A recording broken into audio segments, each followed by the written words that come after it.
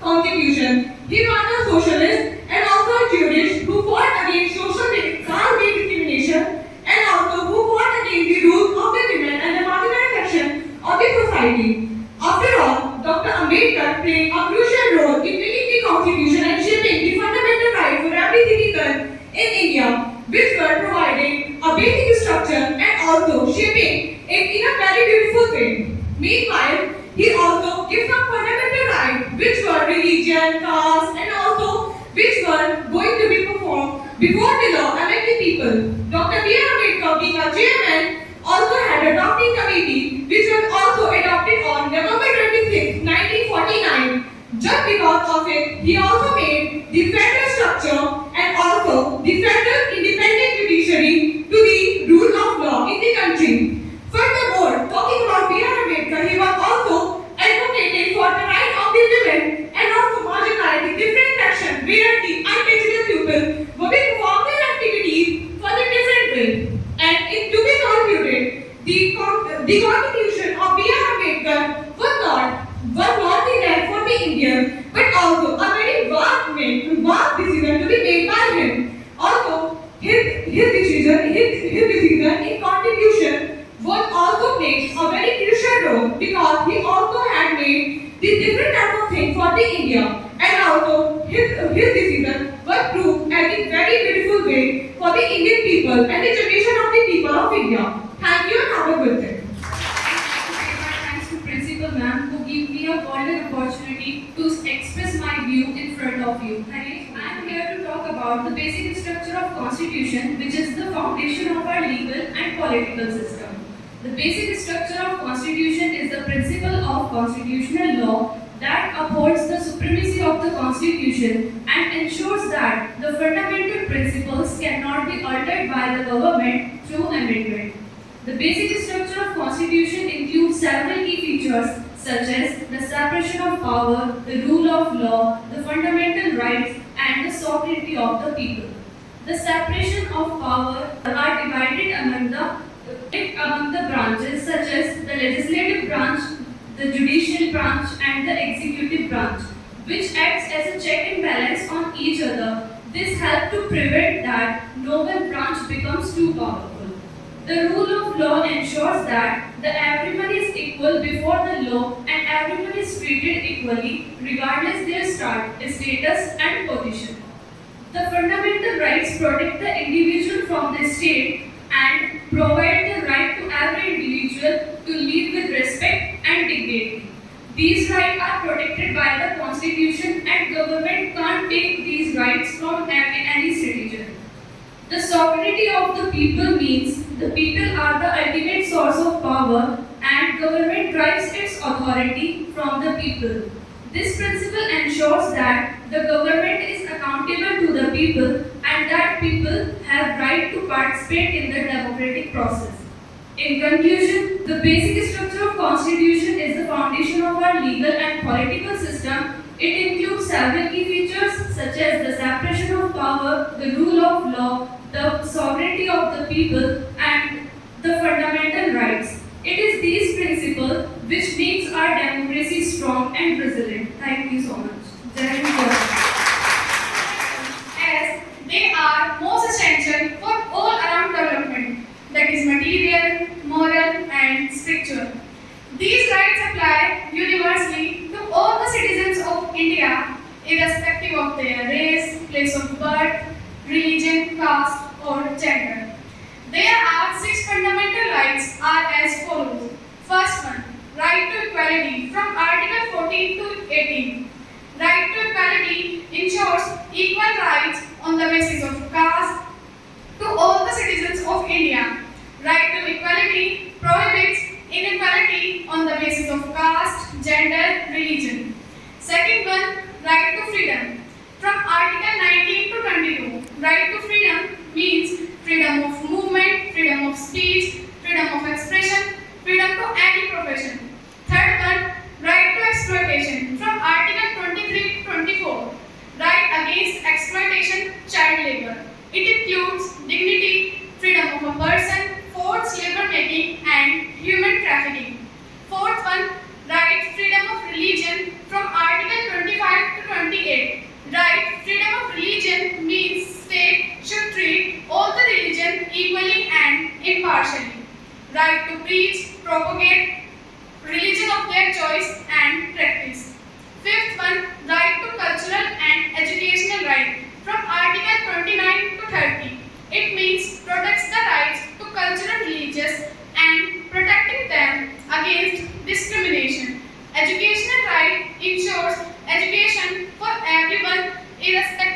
their race, caste, place of birth, and religion.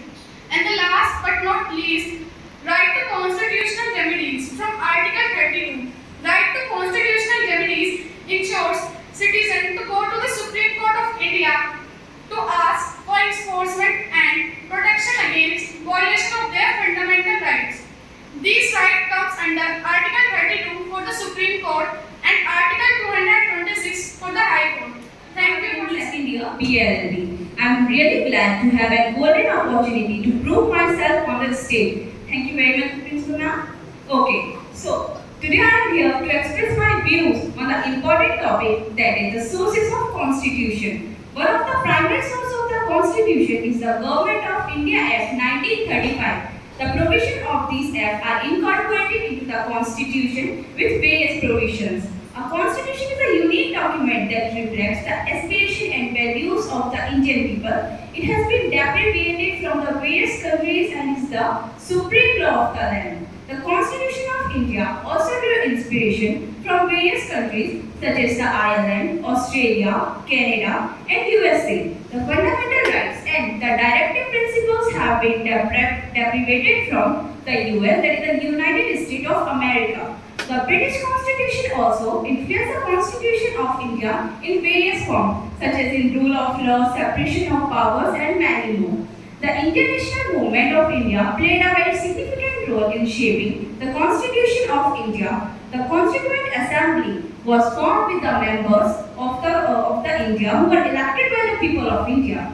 They worked hard and tirelessly to draft a constitution which will aspire and reflect the aspiration and values of the Indian people. Several committees were formed to make recommendations on the Constitution. That are the Sabru Committee report, the Nehru report, which have deprived and made their recommendation for the drafting of the Constitution. India is signatory to various conventions such as the Universal Conventions of Human Rights, International Convention on Civil and Political Rights, and International Convention on Economic, Social and Cultural Rights. Finally, the decisions courts have also contributed to the development of the courts. Many landmark judgments have interpreted and clarified various provisions of the Constitution. In conclusion, I would like to add that the Constitution of India is a unique document that reflects the aspiration and values of the people and is a testament to the commitment and freedom of the Indian people. Thank you everyone. This is all from my side. Jayanti. द्वितीय वर्ष के छात्रों, आज मैं आप सबके समक्ष हमारे मौलिक अधिकारों के बारे में बात करना चाहती हूँ। मौलिक अधिकार ऐसे बुनियादी मानव अधिकार हैं जो मानव को गरिमा के साथ जीने के लिए आवश्यक हैं। इन अधिकारों में स्वतंत्रता का अधिकार, शिक्षा का अधिकार, शोषण का अधिकार और समानता का अधिकार शामिल है। ये अधिकार इतने विशाल हैं कि ना तो इन्हें छीना जा सकता है और ना ही इन्हें कम किया जा सकता है। अनुच्छेद 13 ऐसे हर एक प्रयास पर पूर्णतः रोक लगाता है, अर्थात हमारे मौलिक अधिकारों में वृद्धि की जा सकती है, परंतु इनमें कोई भी कमी नहीं की जा सकती। उच्चतम न्यायालय ने भी इन्हें हमारे संविधान का मूल भाग स्वीकार किया है, अर्थात हमारे मौलिक अधिकारों में वृद्धि की जा सकती है, परंतु इनमें कमी नहीं की जा सकती। इस महान देश के नागरिकों के रूप में हम सबका ये कर्तव्य है कि अपने अधिकारों के प्रति जागरूक हो और उन सबको जागरूक करें जो अपने अधिकारों से वंचित हैं। मैं आप सभी से आग्रह करती हूँ कि अपने अधिकारों के बारे में जानें और जागरूक हों। हम सबका ये कर्तव्य बनता है कि जिनको उनके अधिकारों से वंचित रखा गया है उन सबके साथ खड़े हों। इतने सीमित समय में मैं मौलिक अधिकारों के प्रति न्याय नहीं कर सकती, परंतु मेरा निवेदन है आप सभी से उन सबके साथ खड़े हों जिन्हें अपने अधिकारों का नहीं पता या वंचित है या किसी कारणवश उन सबको वंचित रखा गया है। आप सभी ने बहुत ध्यान से सुना। और आज आपके समक्ष संविधान की प्रस्तावना के विषय पर विचार प्रस्तुत करना चाहती हूँ। भारत को शासन व्यवस्था देने वाला और हर नागरिक को बुनियादी हक देने वाला संविधान भारत की आत्मा है और इस आत्मा की परिभाषा है संविधान की प्रस्तावना। प्रस्तावना से तात्पर्य संविधान के परिचय अथवा भूमिका से है। प्रस्तावना शब्द को अमेरिका के संविधान से लिया गया है क्योंकि प्रस्तावना की शुरुआत करने वाला पहला संविधान अमेरिकी संविधान था। भारतीय संविधान की प्रस्तावना पंडित नेहरू द्वारा पेश किए गए उद्देश्य प्रस्ताव पर आधारित है। जिसे 13 दिसंबर 1946 को पेश किया गया था और 22 जनवरी 1947 को अपनाया गया था। प्रस्तावना इसलिए जरूरी है ताकि कोई भी व्यक्ति संविधान को बिना पढ़े ही समझ सके कि हम भारत को कैसा बनाना चाहते हैं, भारत में कैसा शासन स्थापित करना चाहते हैं, जनता को कैसे बनाना चाहते हैं आदि। प्रस्तावना शब्द को अमेरिका के संविधान से, प्रस्तावना की भाषा को ऑस्ट्रेलिया के संविधान से, जबकि प्रस्तावना में न्याय की अवधारणा जिसमें कि 3 प्रकार के न्याय दिए गए हैं, सामाजिक न्याय, आर्थिक न्याय और राजनीतिक न्याय। ये तीनों न्याय रूस के संविधान से ले गए हैं, जबकि प्रस्तावना में स्वतंत्रता, समानता और बंधुत्व शब्द फ्रांस के संविधान से ले गए हैं। हमारे संविधान की प्रस्तावना में 5 प्रकार की स्वतंत्रताएं, 2 प्रकार की समानताएं और 3 प्रकार के न्याय दिए गए हैं।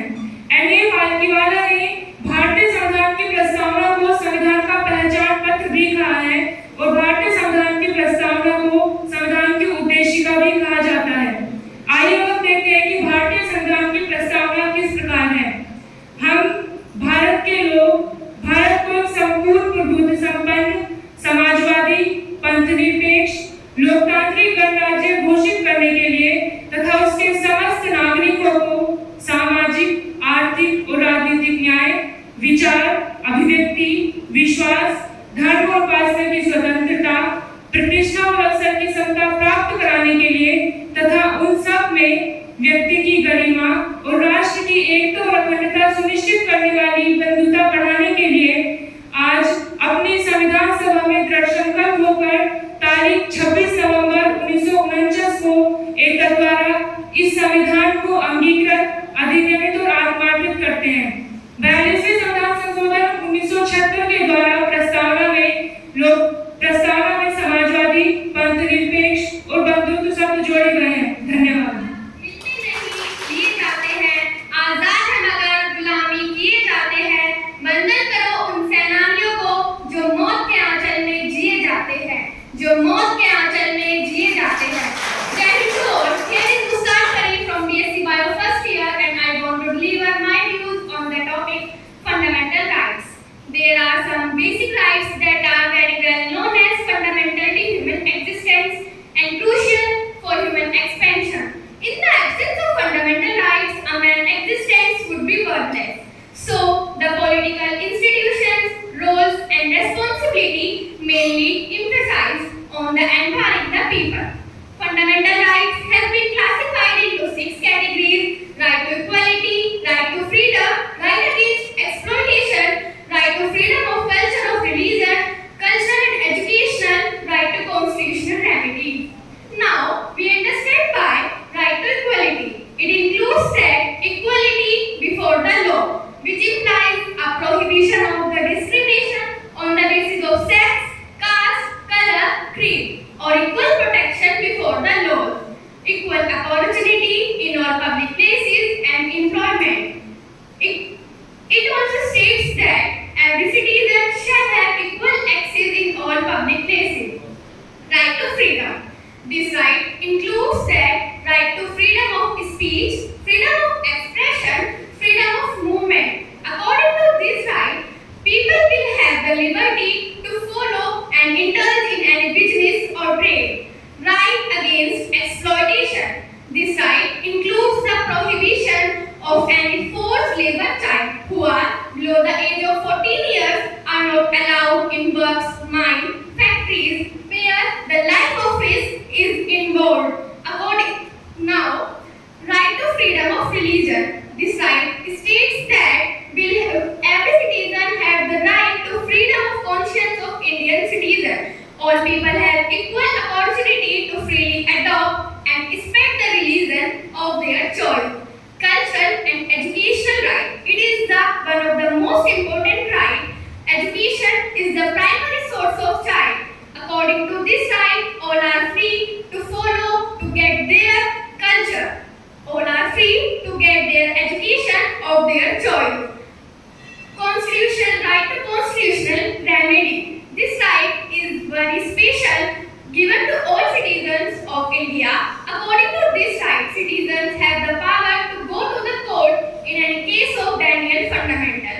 The court provides as a guard for anybody breach of these rights. Now, question arises in our mind, why do we need fundamental rights? Fundamental rights plays a significant role of any citizen. This right can define during the time of complexity and difficulty and help us to grow into a good human being. And that's why all rights are need of people. At last but not least, सैकड़ों दर्जनों भाषा, सैकड़ों विधि, हजारों विधान है, दर्जनों भाषा, सैकड़ों विधि, हजारों विधान है, जो सबको साथ जोड़कर रखे वो संविधान है, जो सबको साथ जोड़कर रखे वो संविधान है।